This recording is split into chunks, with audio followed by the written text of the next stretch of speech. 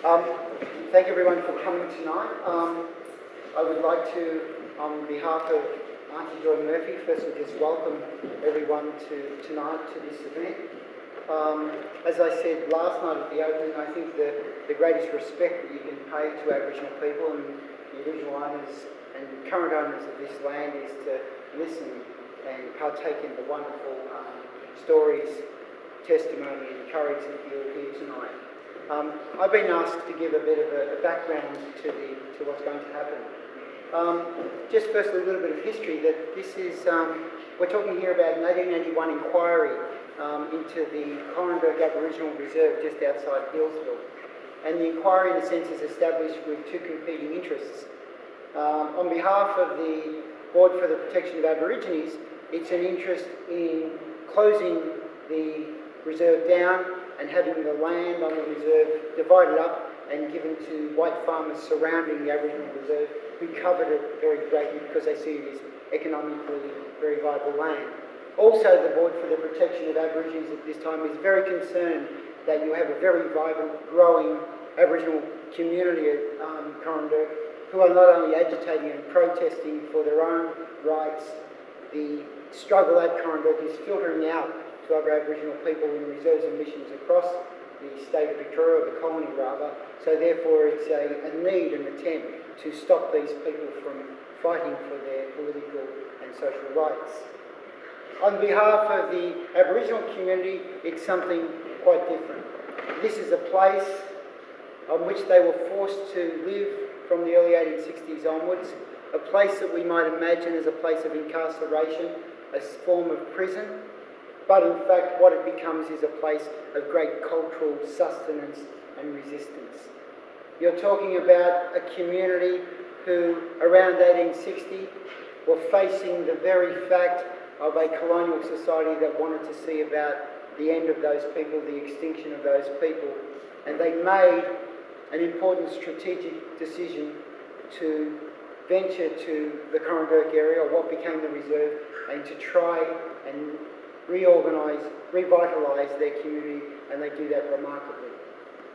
Two vital figures in this process are William Birch, who you'll hear tonight, an Aboriginal elder, artist, intellectual leader, who was one of the people who made that decision in the 1860s, and he is one of the key figures in this protest in the 1881 inquiry. Another man who you'll hear of tonight is a remarkable non-Aboriginal man, John Green, a lay preacher who establishes Coranderrk, who has great respect for the Aboriginal people and comes to admire them and understand their courage and their autonomy and their independence. And Green himself is a figure who becomes ostracised by his own community because of that.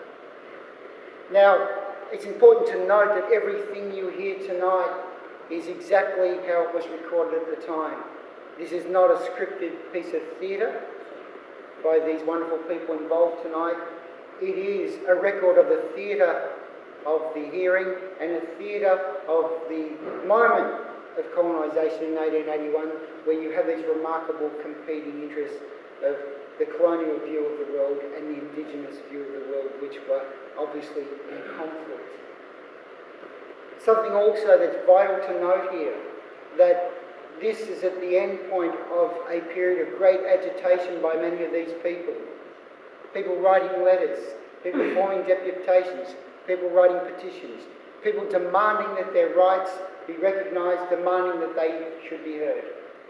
And it's important to note that these people, whether it be William Birch the elder, or whether it be some of these remarkable young Aboriginal men and women, to stand up, to write letters of complaint, to demand that their rights be recognised, was to put their very being in great danger. You're talking about people who could lose all their ration, people who could lose their shelter, people who could be incarcerated even further, people who would face corporal punishment, people who would face the separation of their families, the breakup of their families, and yet they struggled on with great courage to ensure that their rights be met. It's a remarkable moment to think of what we're witnessing here. I'd like to say about William Birch in particular. William Birch is a remarkable figure in Aboriginal history. He's a remarkable figure in any history, certainly in the history of this country. He's a man born in the early 20s, at a time when there are no European faces in his country except for the escaped convict, William Buckley. As a teenage boy, he witnesses the arrival of John Batman and his party, who tried to get that dodgy deed, the Batman Treaty signed by the Coranderrk, by the Kulin Nation.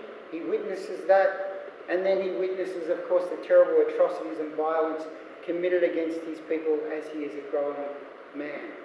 And he sees by the 1860s, what can I do to help save my people? What can I do to rejuvenate my community? And it's Birch in particular, with some other Aboriginal men and women who decide that they will move up to the Coranderrk area and revitalise their community there.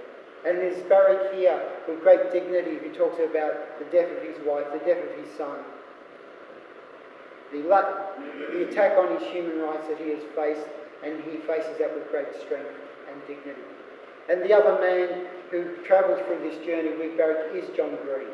And I think as a figure for all of us tonight, Aboriginal people, non-Aboriginal people, when you think of this relationship and the strength of both these men, it is a remarkable history. And I'd like to say in conclusion, because I have studied these documents for many years, I've read them for many years, and when I came to rehearsal on Wednesday to hear these words spoken for the first time, it was something completely different. The level, the power in the spoken word is just, for me, something remarkable. And I firmly believe, as I said last night, that we are witnessing another historical moment.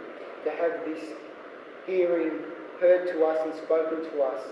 And I think to consider when you listen to these men and women, that over 100 or 130 years later, that some people would sit in here and appreciate those voices and that struggle is something that we should be so pleased to be involved in. So on behalf of myself, I hope you enjoy the night, and I think you'll see something quite remarkable.